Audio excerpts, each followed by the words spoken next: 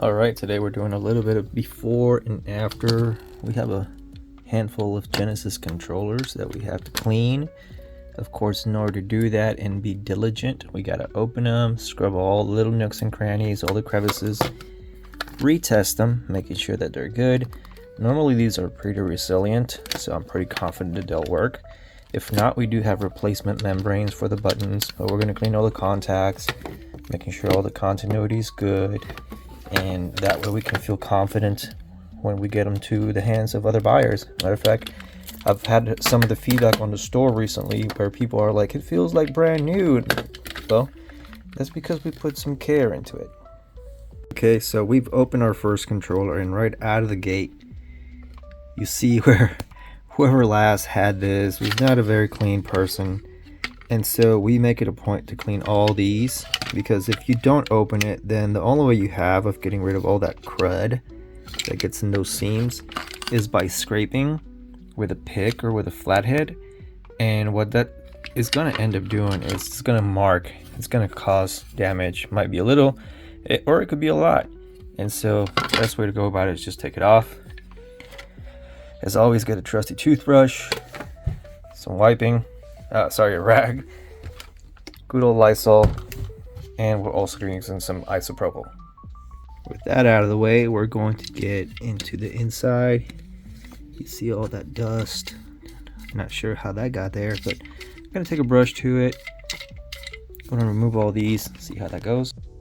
Alright, and we're already looking a lot better. We cleaned out the penetrations through for the controller, right? All the holes, if you will. What you see there is just wear.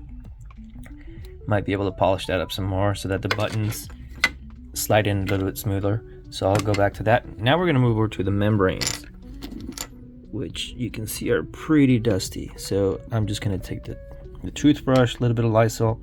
These look like they're in very good shape. Like they still got plenty of time, plenty of hours, if not years, to them.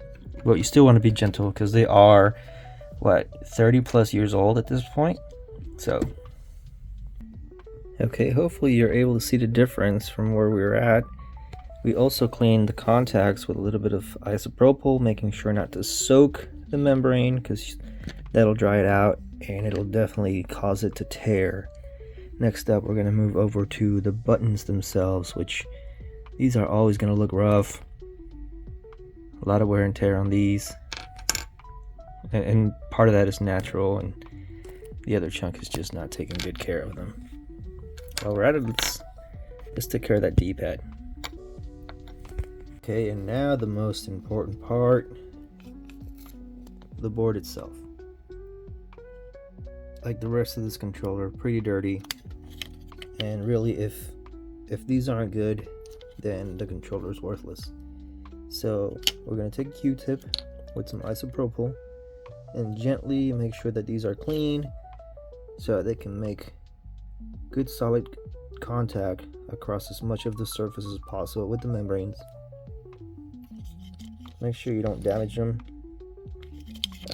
Repair on these is not easy. At that point you're just better off tossing it. Much better. We clean the board and we clean the contacts. Just a Q-tip, a rag, and all of our parts are clean now, so we're ready to put this back together.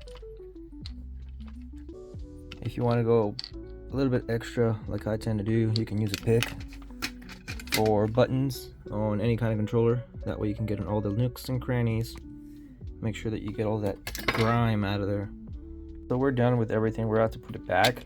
One thing that you want to make sure you don't forget is to clean the insertion point of your wire and the wire itself before you put it back, because then you're not going to want to take the controller apart again and do it if you don't do it now, and you don't want to be able to see little bits of dirt or grime that you can't reach. So just remember to do that before you put it back together.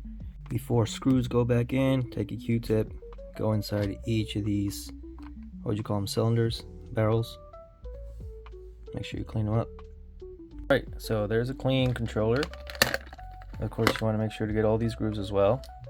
And all that's left is for us to retest it. Alright, in the moment of truth, we gotta test this controller before we pair it. Let's see, haven't played Mortal Kombat in a long time, so you'll have to bear with me here. Let's see, so we're already pretty confident that everything is working. Let's see. Okay, you got me.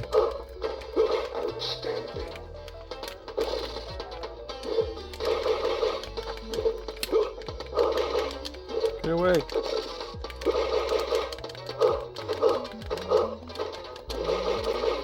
You got me. So, but everything is working. All the directions on the D-pad. I saw block work too. Let's try it one more time. There. How do you grab this game again?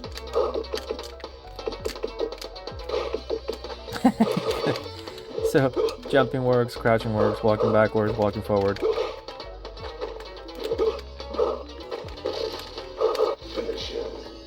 Is he gonna get me? Oh god, he did.